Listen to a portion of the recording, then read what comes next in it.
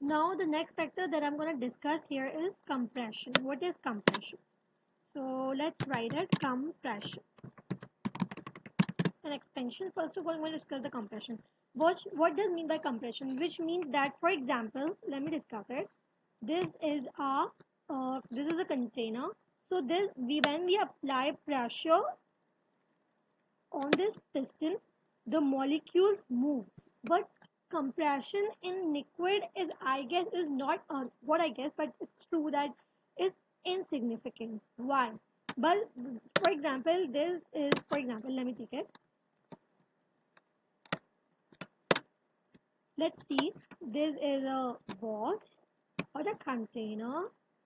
Okay, so these are the molecules inside it. Since we know that the intermolecular forces do exist between them, or they are not far away from each other, and they do have intermolecular spaces or the void spaces, but still the force of attraction is acting between them. And when we compress this molecule, we know that already they are closer to each other. There's no need to compress them. When we apply pressure on these molecules, they compress to a negligible amount, which means that if you compress this molecule at 1 atm, 1 atm, if you compress this molecules at 1 atm, it only compress to 0.0045%. It only compress to 0.05%. And at the same pressure, 1 atm, if you compress gas, it will compress to 50%. Just because we know that the gases, they have a large intermolecular spaces, and due to which the molecules can compress. But here we already know that there are void spaces, but negligible amount of void spaces, and intermolecular forces are exist between them. And when you want to compress it, when you going to apply pressure to this piston, the molecules do compress, but to a very negligible amount. So we can say that a liquid cannot be compressed significantly by increasing the pressure.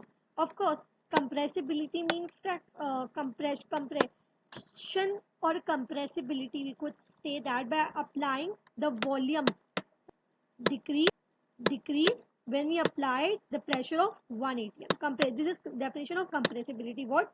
When we apply a pressure of 1 atm, the volume of a gas decreases.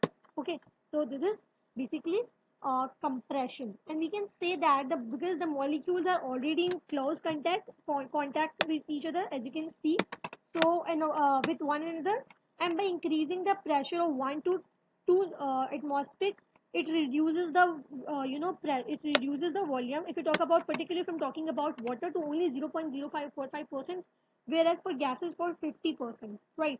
So yeah, the compression in the gases is not significant.